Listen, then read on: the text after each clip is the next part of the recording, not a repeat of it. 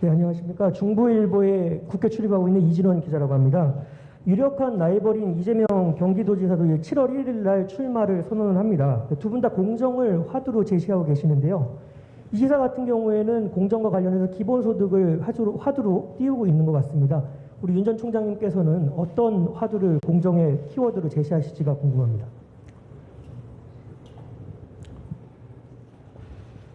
저는 공정에는 크게 두 가지가 있다고 저는 생각하고 있습니다. 하나는 어떤 특정 분야에서 또는 특정 시장에서 공정한 룰에 따라 그 경쟁하고 거기에 따라 어떤 그 보상이 주어지는 그런 공정이 있고, 또 국민 전체, 또 국민 한 분 한 분의 생애 전 주기에 그 기회의 그 공정이 있다고 저는 봅니다. 지금은 우리 청년 세대는 뭐 취업이라든가 뭐 입시라든가 이런 데 있어서 그 어떤 불공정을 많이 느끼기 때문에 어떤 특정 분야에서 공정한 경쟁을 공정의 최우선 가치로 생각하시고 있는 것 같습니다. 그러나 국가와 정부를 운영하는 입장에서 본다면 국민들이 생애 전 주기에 자기들이 더 발전할 수 있는 그런 기회의 균등이, 공정한 기회의 보장이 또 큰 차원에서 이루어져야 된다고 봅니다.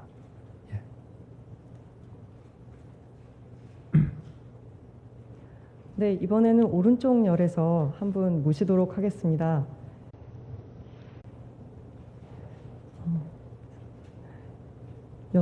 다섯 번째 줄에 흰색 자켓 입으신 기자님.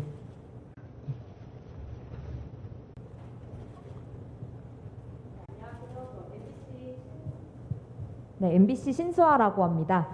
먼저 질문드리고 싶은 거는 이제 준비하시는 과정에서 장모가 누구한테 10원 한 장 피해 준 적 없다라는 발언이 기사화된 적이 있는데, 이 발언은 좀 어떻게 나온 건지 궁금하고요. 그리고 수사와 재판이 진행 중인 상황에서 이 발언이 전직 검찰총장님이시자 유력 대권 주자로서 좀 부적절하다는 지적은 좀 어떻게 생각하시는지 궁금합니다. 저도 그런 표현을 한 적이 없는데 그게 어떻게 나왔는지는 잘 모르겠습니다만은 저는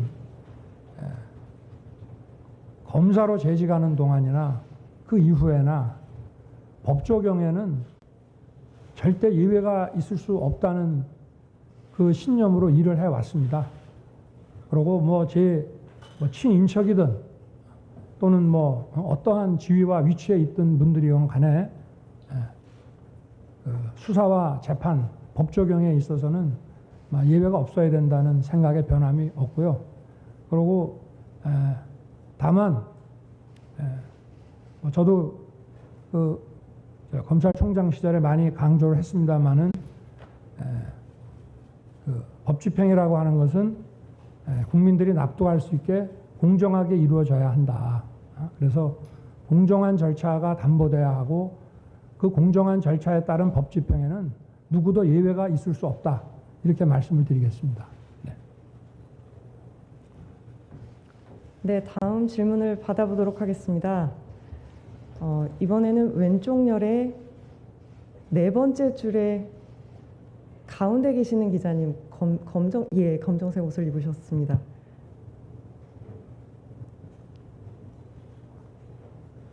네, 경북일보 이기동 기자입니다.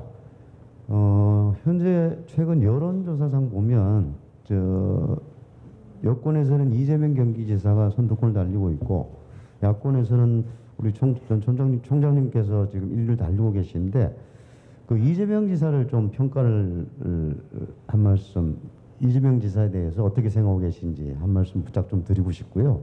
그다음에 지역적으로 박근혜 전 대통령 지지 기반인 TK에서도 총장님에 대한 어떤 지지율이 상당히 지금 높게 나타나고 있어요. 그 이유를 뭐 자체적으로 평가를 한번 해주십시오. 이상입니다. 글쎄 제가 그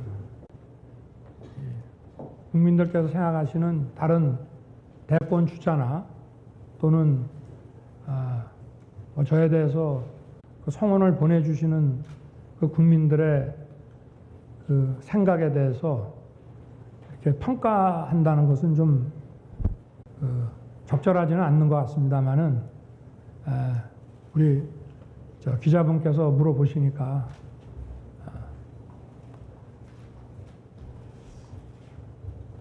뭐 여러 가지 정책이 있고만 하지만 저는 이재명 지사님하고는 과거에 제가 한 4년 전에 그 성남지청에 근무할 때 법정에서 자주 뵀습니다. 굉장히 열심히 하시고 변론도 잘 하셨던 것으로 기억이 나고, 그다음에 뭐 개별 정책에 대해서는 제가 오늘 이 자리에서 좀 말씀드리는 것보다 앞으로 이제 그런 말을 할 수 있는 기회가 오지 않겠나 이렇게 보고 있습니다. 그리고 대구 경북 지역의 그 지지에 대해서는 그 대구 경북 지역 그 우리 주민들께서 저를 많이 성원해 주시고 하는 것은 이분들이 어떤 지역 연구 정치인에 대한 좀 어떤 안타까운 마음 이런 것보다도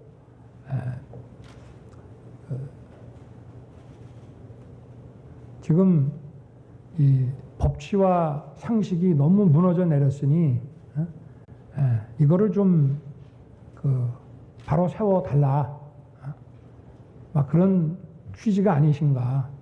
그리고 좀 지난 얘기입니다만은 제가 이제 2013년에 그 국정원 사건으로 14년 초에 그 대구로 이제 그 전보가 돼 갔는데, 저도 처음에 대구가 제가 이제 초임지고 그 다음에 부장을 대구에서 했고 3번째 근무였습니다. 그런데 이 지역 분들이 나를 좀 좋아 안 하시겠다 이렇게 생각을 했는데, 또 의외로 또 많은 분들이 격려를 해주시고 힘을 내라고 응원도 해주시고 그렇게 하셨습니다. 막 그런 것에 좀 연장선상이 아닌가. 그 지역 주민들도 그 법을 집행하는 데 있어서 그게 법과 절차에 위배되지 않은 것을 했다면은 어떤 정치적인 감정이나 뭐 이해득실 같은 것보다는 그런 점을 더 우선시하지 않으셨나. 그렇게 뭐 더는 말씀드리기가 어렵고 제 그냥 개인적으로 든 느낌을 그렇게 말씀드리겠습니다. 네. 네, 이번에는 좀 뒤쪽에 앉으신 기자님께 질문을 받아보겠습니다. 오른쪽 열에 제일 뒤에 앉아 계신 흰색 옷 입으신 기자님. 안녕하세요. SBS 이현영 기자라고 합니다. 저 총장님께서 총장직을 사퇴하시고 지금 몇 개월 만에 이렇게 대권 후보로 직행하시게 됐는데, 검찰에 계시면서 하셨던 수사 등에 대해서 정치적 중립성 논란은 피할 수 없을 것 같은데 여기에 대해서 어떻게 생각하시는지 궁금합니다. 저는 제가 뭐 중앙지검장 때 일한 거는 좀 시간이 흘렀으니까 제가 2019년 가을부터 검찰총장으로서 수사한 그 내용들은 그것이 법과 원칙에 따라서 이루어진 것을 여러분들이 다 보시지 않았을까 싶습니다. 네. 혹자는 정치를 하기 위해서 일부러 그런 수사를 한 거 아니냐라고 얘기를 하시지만, 모든 사건들이 다수의 그 국민과 단체들이 또 국가기관에서 고발한 사건을 절차 원칙에 따라서 한 거 이외에는 없습니다. 그리고 저 자신도 검찰이 과거처럼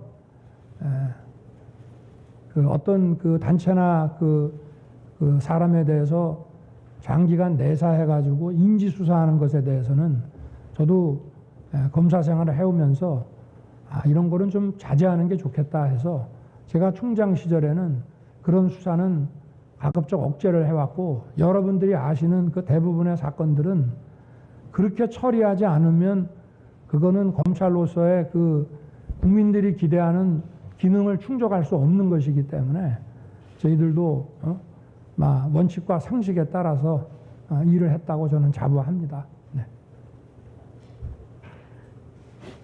저 이번에는 스크린으로 함께 해주고 계시는 2층으로 마이크를 좀 잠시 넘겨보도록 하겠습니다. 2층에서는 우승봉 공보팀장이 사회를 맡아줄 예정입니다. 우승봉 팀장님 나와주시죠. 예, 안녕하세요. 공보팀장 우승봉입니다. 2층에 계시는 기자님께도 질문을 부탁드리겠습니다. 질문하고자 하시는 분은 손을 들어주십시오. 예, 제일 앞에 계시는 기자님부터 하도록 하겠습니다. 마이크 좀 전달해 주세요.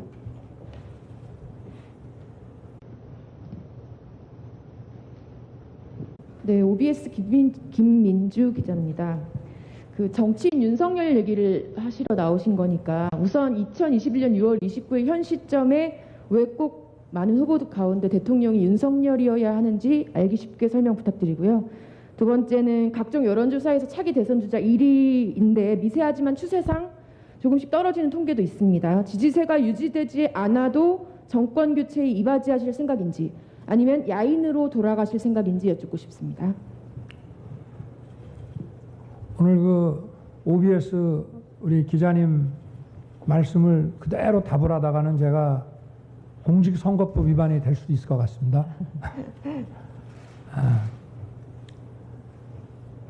저 아니면 안 된다 그런 거는 절대 아닙니다.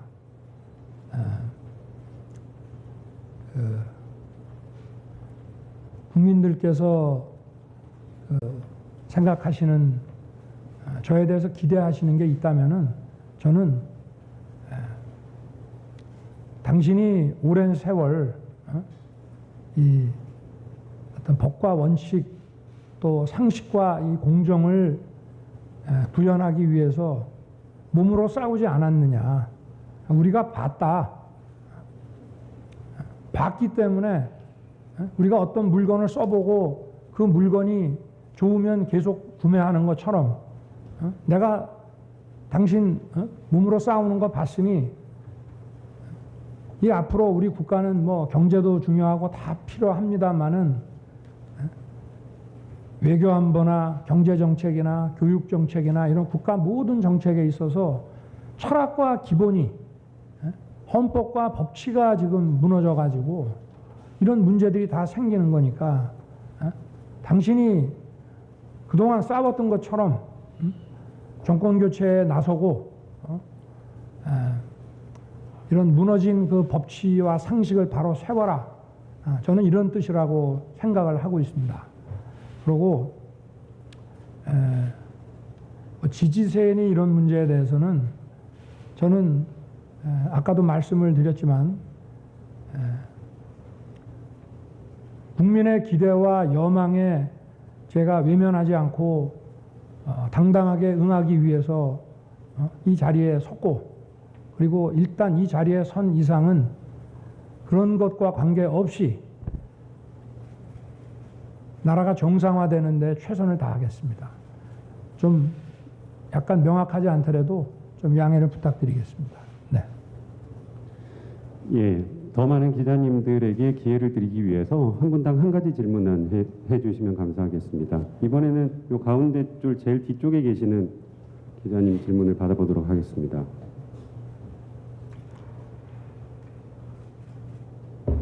네, 안녕하세요. 저는 KBS 강병수 기자라고 합니다. 오늘 선언문 잘 들었고요.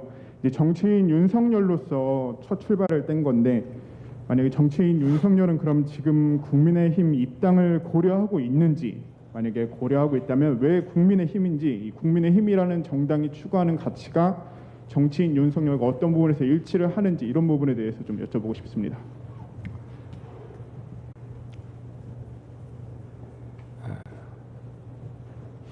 아까 제가 그 국민께 드리는 말씀에서 언급을 했습니다마는 저는 자유를 굉장히 중시합니다. 우리가 인류 역사를 보더라도 자유가 보장된 도시는 번영을 이뤘습니다. 그리고 강했습니다. 그러나 자유라는 것은 내 자유만이 중요한 것이 아니라 그 공동체의 다른 시민들의 자유도 함께 중요하고, 그러한 연대와 책임이 저는 인간의 존엄과 가치라는 어떤 헌법 정신이고, 또 공공정책에서는 복지로서 나타나는 것이라고 저는 생각합니다. 국민의힘이라는 정당이 과거에 탄핵도 겪었고, 국민들께서 보시기에 미흡하다고 생각하는 점들이 많으셨을 것입니다만은, 저는 기본적으로 이 자유라는 가치, 또 이 민주주의라는 것은 이 자유를 보장해 주기 위한 것이고, 또 국가 공권력도 개인의 자유를 보장해야 된다는 것에서 한계를 갖고 거기서 멈춰 서야 되는 지점이 있는 것이지, 다수결이면은 모든 일이 된다고 하는 그런 철학에는 저는 동의할 수 없습니다. 그렇기 때문에 그 정치 철학 면에서는 국민의힘과 제가 생각을 같이 하고, 저는 국힘을 지지하지 않는 분이라 하더라도 저는 보수냐 진보냐 중도냐 이런 말을 별로 쓰고 싶어 하지 않지만, 어쨌든 이 지성과 상식을 가지고 국가가 운영돼야 된다고 생각하시는 분들은 이런 자유민주주의라는 가치에 전부 동의하지 않으실까 생각을 합니다. 저는 그 안에서 진보도 있고 보수도 있는 거라고 저는 생각을 합니다.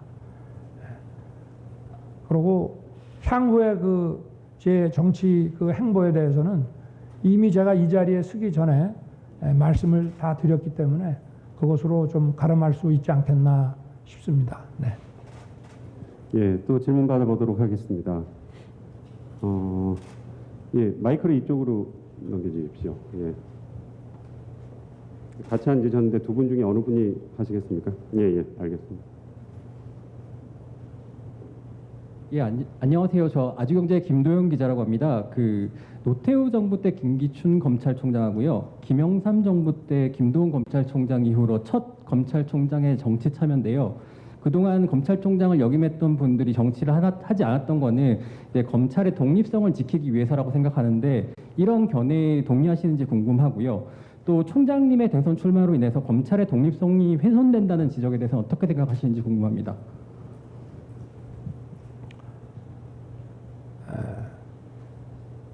가까운 일본에서는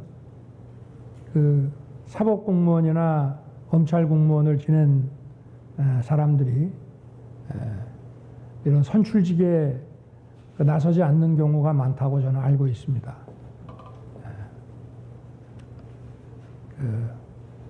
검찰의 정치적 중립이라는 것도 그 자체보다도, 제가 총장 취임사 때도 말씀을 드렸지만, 결국은 공권력이 국민에게서 나오고 국민을 위한 검찰이 되어야 하기 때문에 검찰의 정치적 중립, 그리고 최고 지휘자인 총장을 지낸 사람이 선출직에 나서지 않는 관행이라는 것은 저는 의미가 있다고 생각합니다. 그러나 그것이 절대적인 원칙은 저는 아니라고 생각하고 있고요. 제가 이 정치에 참여하게 된 이 계기에 대해서는 아까 국민께 드리는 말씀에서 어느 정도 설명을 드렸고, 국민들의 어떤 법치와 상식을 되찾으라고 하는 그런 여망을 제가 외면할 수 없고, 또 제 헌신을 다해서, 혼신을 다해서 제가 이 일을 해야 된다는 그런 생각을 하게 됐습니다. 그래서 사법 검찰 공무원이 선출직에 나서는 것이 맞냐 안 맞냐에 대한 논란은 제가 볼 때는 일반적으로는 관행상 하지 않아 왔지만, 특별한 경우에는 또 국민이 기대하고 결국 국민이 판단하실 문제가 아닌가 그렇게 생각을 하고 있습니다. 예, 추가로 한 두 분 정도만 더 받아보도록 하겠습니다. 예, 이쪽 열 제일 뒤쪽에서 두 번째 계시는 기자님.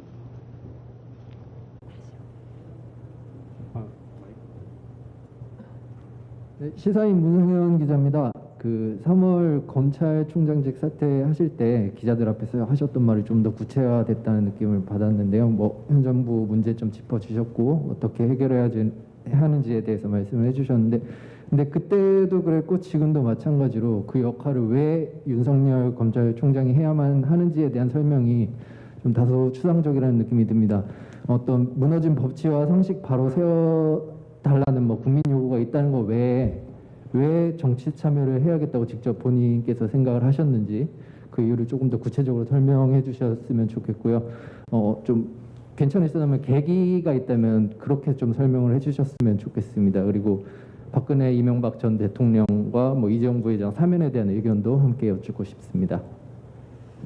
정치 참여에 관한 얘기는 몇 분 기자분들께서 질문을 하셔서 제가 답변을 좀 드린 것 같고요. 그 사면 문제는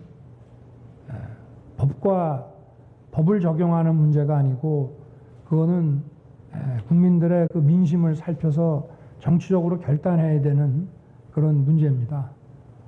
먼저 그 이재용 씨 사면 문제는 지금은 논의되는 게 사면 문제가 아니라 그 형기의 상당 부분을 지금 경과를 했기 때문에 가석방 문제가 지금 논의되는 것 같고, 그거는 제가 볼 때는 절차에 따라서 이루어질 것이라고 생각하고 있습니다. 그리고 두 분의 그 전직 대통령의 그 사면 문제에 대해서는 제가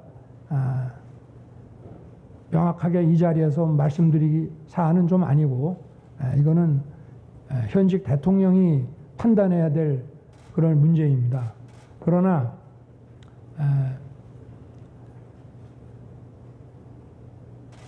그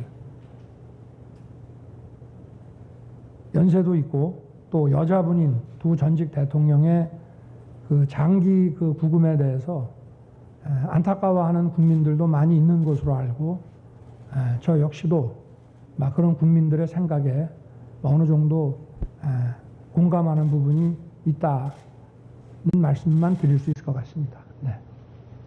예, 한 분 더 질문 받아보도록 하겠습니다. 예, 여기 두 번째 줄 제일 앞쪽에 계신 기자님에게 드리겠습니다.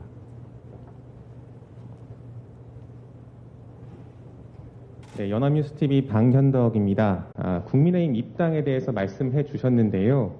좀 더 구체적으로 국민의힘 대선 경선에 참여를 할 의사가 있으신지, 또 참여를 하시면은 참여 시점은 정시에 하시는지 아니면은 이른바 택시론처럼 뒤에 하실 생각도 있으신지 궁금하고요. 또 비슷한 문제의식으로 사퇴한 최재형 감사원장도 있습니다. 연대 가능성 어떻게 한번 기대해 볼 수 있겠습니까? 그 문제에 대해서는 제가 지금 이 자리에서 답변 드리기 어려울 것 같습니다. 네, 죄송합니다. 네. 예, 2층에 계신 기자님들 질문이 너무 많아가지고요. 한 분만 마지막으로 받고 3층으로 넘기도록 하겠습니다. 예, 계속 손 들어주셨던 두 번째 계신 기자님. 네, 저 일본 NHK 김민우 기자라고 합니다. 지금 한일 관계가 사상 최악이라고 여겨질 정도로 굉장히 악화가 되어 있는데, 이런 한일 관계 개선을 위해서 좀 어떻게 할 생각이다라는 총장님의 생각을 말씀해 주시면 감사하겠습니다.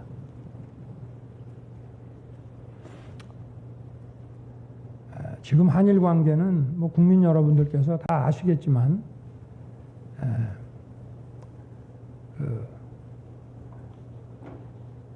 수교 이후에 가장 지금 관계가 열악해지고 이제 회복이 불가능할 정도까지 지금 관계가 아주 망가졌습니다. 외교는 실용주의, 그 실사구시, 현실주의에 입각을 해야 되는데 어떤 그 이념 편향적인 죽창가를 부르다가 지금 여기까지 왔습니다. 그리고 이 정부가 지금 정권 말기에 이걸 어떻게든 또 수습을 해보려고 하는데 이제는 뭐 잘 되지 않는 것 같습니다. 저는 상식에 비추어 보더라도 우리 그 한일 관계에서는 과거사는 과거사대로 우리 후대가 그 역사를 정확하게 기억하기 위해서 그 진상을 명확히 해야 되는 문제가 있지만 또 우리 미래는 또 미래에 자라날 세대를 위해서 정말 실용적으로 협력을 해야 되는 그런 관계라고 저는 생각을 합니다. 지금 뭐 여러 가지 한일과의 관계가 이 정부 들어와서 그 망가진 그 위안부 문제 또 그 강제징용 문제 이런 것들하고 또 우리 그 한일 간의 이런 안보 협력이라든가 또 경제 무역 문제 이런 현안들을 전부 다 같이 그 하나의 테이블에 올려놓고 어떤 그 그랜드 바겐을 하는 그런 방식으로 좀 문제를 좀 접근을 해야 되고 우리 한미 관계처럼 한일 관계도 우리 뭐 국방, 외무 또는 뭐 외무, 경제 이렇게 해서 2+2나 그 3+3의 이런 그 정기적인 정부 당국자 간의 그 소통이 향후에 그 관계를 회복하고 풀어나가는데 필요하지 않겠나 하는 생각을 좀 하고 있습니다. 네. 2층에 계신 기자님들의 질의는 이 정도로 마무리하고요. 예, 자 이제 마이크를 다시 3층으로 넘겨보겠습니다. 최지연 부대변인님. 네, 이제 다시 3층에 자리하신 기자님들께 질문을 부탁드리도록 하겠습니다. 손들을 많이 들어주고 계셔서 우선 오른쪽 두 번째 줄에 앉으신 기자님 여러 번 손 들어주셨습니다. 네, 안녕하세요. YTN 박서경 기자라고 합니다. 그 이른바 윤석열 엑스파일과 관련해서 정치권의 공세에 대응하지 않겠다고 앞서 말씀을 해주셨는데요. 일각에서는 윤 전 총장님이 이제 직접 정면 돌파를 해야 한다는 의견도 있습니다. 여기에 대해서 지금 어떤 입장이신지 그리고 직접 이 문건을 확인하신 건지도 궁금합니다. 저는 뭐 문건을 아직 보지는 못했습니다만은 국민 앞에 공직자 그것도 선출직 공직자로 그 나서는 사람은 저는 그 능력과 그 도덕성에 대해서 무제한 검증을 받아야 된다는 입장을 가지고 있습니다. 그러나 그런 검증은 어떤 합당한 근거와 그 팩트에 기초해서 이루어지는 것이 맞다고 생각하고 만약에 이것이 어떤 출처불명의 또 아무 근거 없는 일방적인 그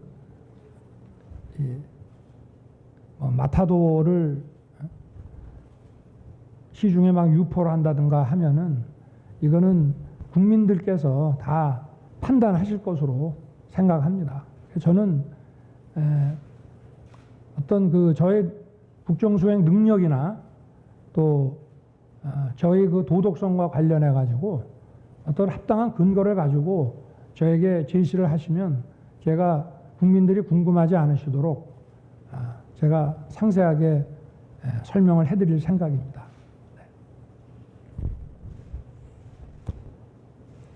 네, 이번에는 왼쪽 열에서 한 분 모시겠습니다. 네 번째 열에 그 검정색 옷 입으신 제일 복도 측에 계신 기자님 부탁드립니다. 네, CBS 이정주 기자라고 합니다. 그 3월달에 사퇴하신 다음에 주로 이제 전원 정치하시다가 오늘 이렇게 직접 질의응답을 하게 돼서 좀 반갑습니다. 저는 그 경제 정책 관련해서 하나만 여쭤보고 싶은데요. 그 오늘 입장문 내시면서 그 공정과 상식이 통하는 세상, 그리고 이 현 정부의 어떤 가장 문제점 중에 하나가 미친 듯이 오르는 집값, 그리고 시장과 싸우는 주택 정책, 뭐 이런 식으로 좀 지적을 하셨어요. 현 정부의 가장 민심이 돌아선 지금 근본 요인도 부동산 정책 중에 하나인데, 그러면 총장님이 생각하시기에 최근에 정부 당이 그 종부세를 상위 2%로 세금을 완화 정책을 좀 했거든요. 이제 부동산지만 세제 정책, 그리고 대출, 금융 정책, 그리고 공급 정책 세 개가 판이 좀 어떻게 보면 부자감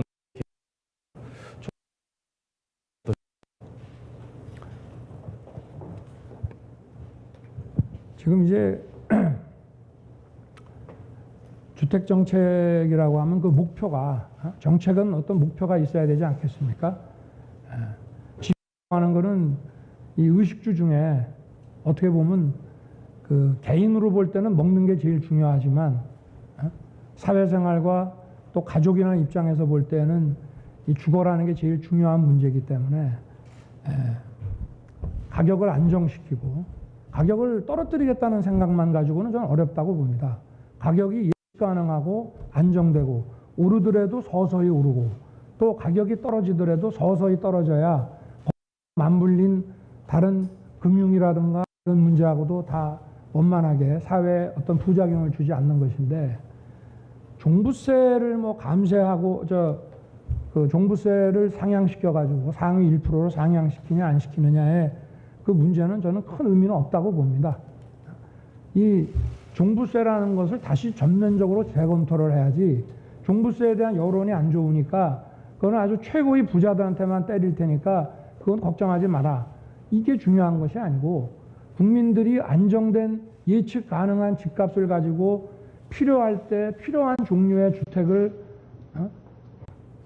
용이하게 취득할 수 있게 해주는 것이 저는 중요하다고 생각을 합니다. 이렇게 가름하겠습니다. 네.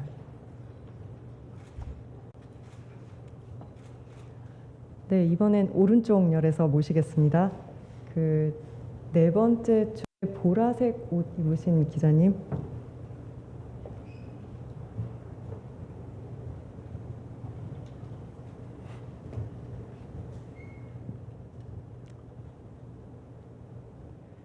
네, 매경닷컴 김현정 기자입니다. 경제 정책 관련해서 한 가지 여쭤보겠습니다. 그 경제 정책 관련돼서 좀 구상안이 궁금한데요. 그 어떤 정책 기조를 가지고 계신지, 또 복지와 성장 그 둘 중에 어느 것에 좀 방점을 찍고 있고, 좀 구체적인 정책 캐치프레이즈가 어떻게 되는지 좀 여쭤보고 싶습니다.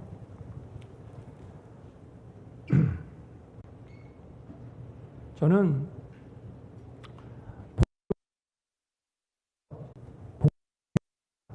성장이 중요하다.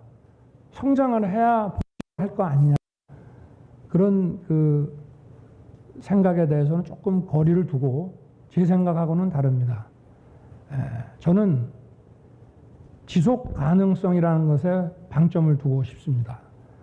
성장도 어느 한때의 그 폭발 성장이 아니고, 우리 사회가 지속 가능한 성장을 유지를 하려면은 성장만 가지고는 되질 않습니다.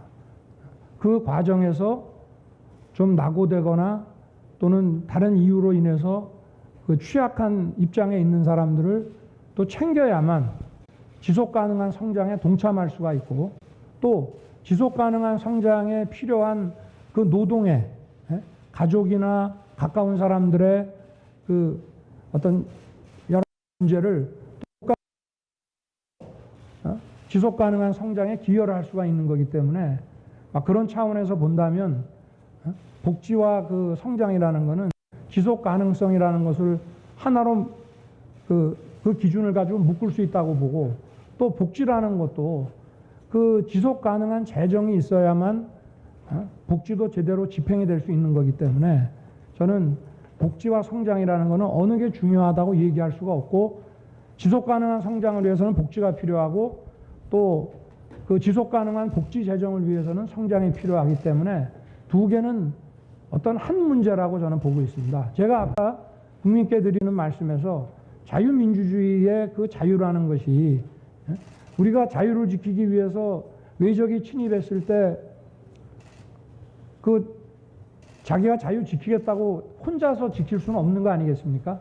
우리 모두가 힘을 합쳐야 우리 공동체의 자유를 지킬 수 있는 것처럼 저는 이 복지 문제라는 것도 자유 시민의 책무이고 권리라고 저는 생각을 합니다. 그래서 복지와 성장이라는 문제는 지속 가능성이라는 어떤 원칙을 가지고 두 개가 저는 하나의 문제라고 저는 보고 있습니다.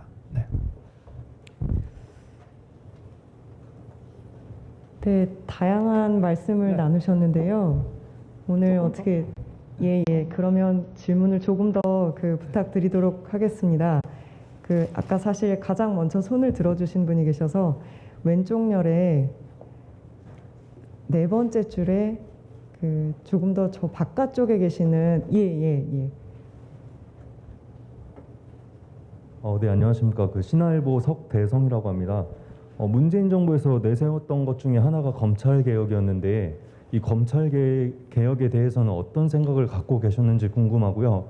혹시 반감을 갖고 계시진 않았는지, 반감이 있으셨다면은 언제부터 반감을 갖고 계셨었는지 궁금합니다. 그리고 그 회견문 통해서 문재인 정부 지난 4년 총체적으로 비판을 해주셨는데 점수를 매기자 그러면은 몇 점 주실 수 있는지도 궁금합니다.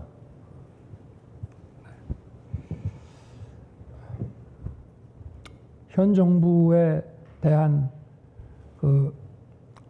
평점은 여러분들께 맡기겠습니다. 검찰 개혁에 대해서만 말씀을 좀 올리겠습니다.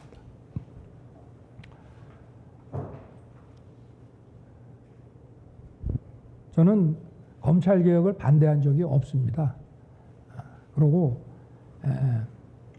지금 2019년에 소위 민주당 백혜련 안으로 저게 패스트 트랙에 올라타서 검찰개혁 법안이 올라갈 때에도 저는 검찰의 구성원으로서 당시에 그 법안을 반대하는 사람도 있었지만 저는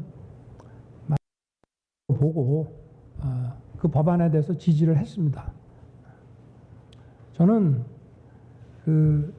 검찰개혁이라고 하는 것이 검찰개혁이라는 것은 어떤 구체적인 법안 또 국회에서 만든 법률 또 대통령령 이런 것으로 제도화되는 것이지만 검찰개혁이라는 것은 어떤 비전이 있어야 되고 그 목표가 있어야 된다고 저는 생각을 합니다. 그래서 들에게 검찰개혁의 비전은 국민의 검찰, 공정한 검찰을 만드는 것이다 라고 늘 강조를 했고 국민의 검찰이라는 것은 제가 아까도 말씀드렸지만 이 검찰 구성원들이 인사권자, 권력자를 보지 않고 여러분들께 그 일을 맡기는 의뢰인이 국민이라고 생각하라. 그러니까 어떠한 권력자든 눈치 보지 말고 철저하게 수사를 해라 하는 것이 저는 국민의 검찰이라는 것으로 표현된다고 보고요. 공정한 검찰 역시 국민의 검찰에서 나오는 건데 이거는 이제 강자보다는 좀 약자에 대해서 우리가 이제 법 집행을 할 때의 문제라고 저는 보고 있는데 이 권력이 국민으로부터 나온 것이기 때문에 국민을 상대로 이 검찰보다 좀 사회적 힘이 약한 국민을 상대로 법 집행을 할 때 그 상대방에게 공정한 기회를 주어가면서 수사와 재판 과정에서 페어플레이를 하라. 저는 이 두 가지가 검찰개혁의 비전이고 철학이라고 저는 생각을 하고요. 나머지 아마 저는 이 정부가 그 법안을 만들 때도 국민들에게는 이런 철학을 아마 호소를 하면서 법안을 통과시킨 게 아닌가 싶은데 이거는 결국 사회적 또 경제적 또 정치적 강자를 어떤 방탄을 만들기 위해서 해서는 안 되는 거라고 저는 생각을 합니다. 그래서 제가 2019년에 그 총장 인사청문회 할 때 공수처에 대한 그 질의를 받았을 때도 제가 국가의 그 사정 기능과 줄어들지 않고 더 라는 전제하에서 나는 공수처를 찬성한다고 제가 말씀을 드렸습니다. 공수처가 뭐 검사를 수사하고 다 좋습니다.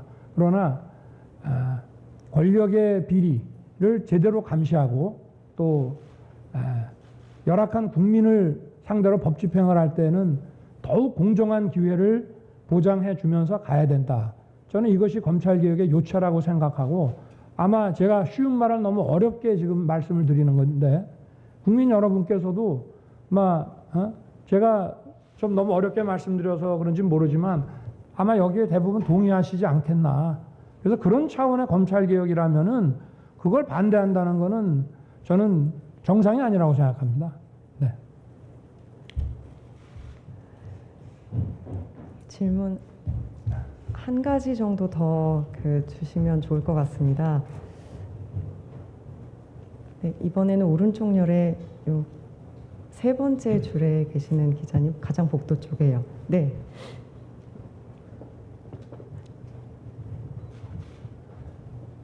아시아 뉴스통신의 박시름 기자인데요. 그 총장님이 일단 지금 남한의 국가 지도자로 나서겠다고 선언을 하셨잖아요. 오늘이 연평해전 19주년이 발발한 날인데. 저 기자님 말씀을 조금 더 크게 좀. 연평해전 19주년이 발발한 날이잖아요. 그 김정은 위원장이 민족의 지도자로서 총장님한테 파트너로 생각을 하시는지, 총장님의 정치적 신념인 자유, 억압을 탄압하는 독재자로 생각하시는지 그 의견을 듣고 싶습니다.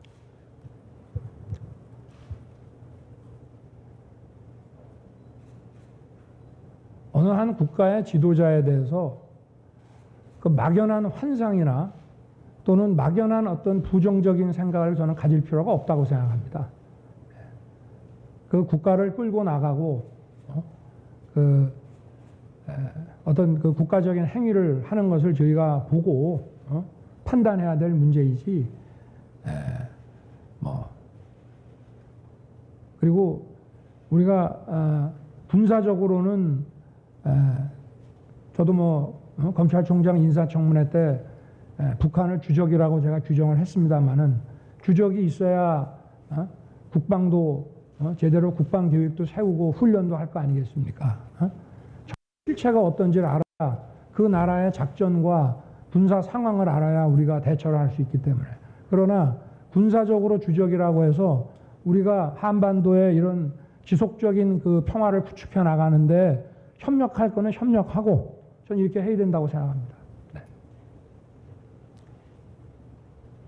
네, 다양한 말씀 나누셨는데요. 오늘 이 정도로 마무리하시면 어떨까요? 한두 분만 더 하시죠. 예, 한두 분 더 모시겠습니다. 그러면 이번에는 왼쪽에서 왼쪽에 두 번째 열에 회색 셔츠 입으신 기자님, 네, 부탁드립니다.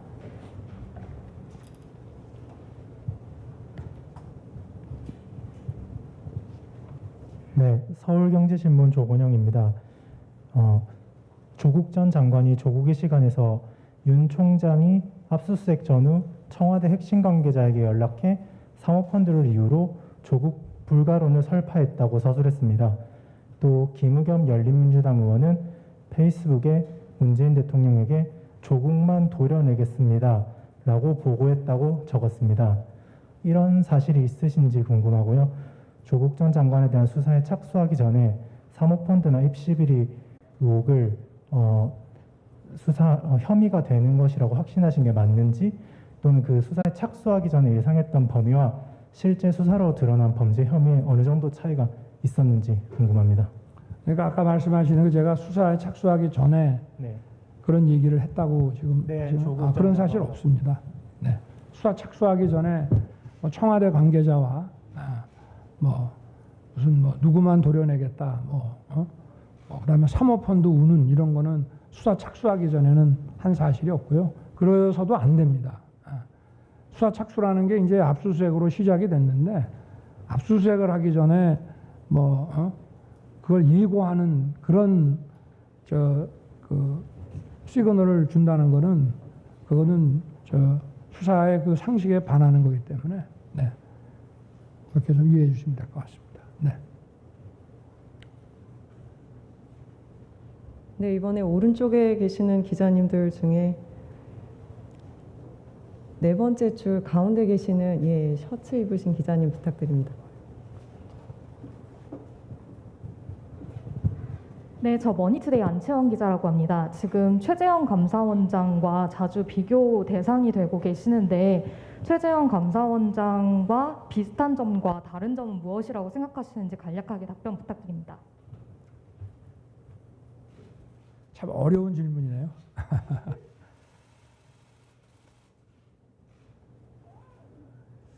글쎄, 제가 최 감사원장님을 개인적으로는 모릅니다만은 제가 검찰총장 취임했을 때 예방을 가서 뵌 게 딱 한 번 단데 그때 굉장히 자상하게 이렇게 손수 커피를 갈아서 타주시던 것이 기억이 납니다. 굉장히 온화하고 아주 법관으로서의 기품이 있는 분이라고 인상을 제가 받았고요. 또 감사원장을 하시는 과정을 저도 국민의 한 사람으로서 지켜보면서 인격적으로 참 훌륭한 분이다 하는 생각을 했고, 저는 거기에 미치지 못한다, 훌륭한 분이다 하는 그 말씀만 드리겠습니다. 네, 마지막으로 질문을 한 분만 더 모셔보도록 하겠습니다. 네, 이번에는 왼쪽 열에서 마치게 될 것 같은데요.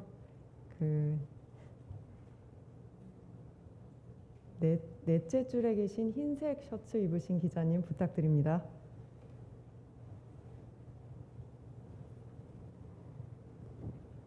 저 아이뉴스 24 정호영 기자라고 합니다. 아까 연설하실 때 국민이 진짜 주인인 나라를 만들어야 한다. 정권 교체로 나라를 정상화하자는 생각을 같이 하는 모든 사람들이 힘을 합쳐야 한다고 하셨습니다. 야권 통합을 위해 어떤 구체적인 구상이 있으신지 여쭙고 싶습니다. 제가 오늘 이제 첫 발을 디디고 시작을 하니까 많은 분들을 만나서 또 오랜 또 정치 사회 경험을 많이 가지신 원로분들도 만나서 제가 그분들께 어떻게 하는 것이 가장 좋은지 좀 배우겠습니다. 듣고 배우겠습니다. 그러나 국민들께 어떤 혼선을 주고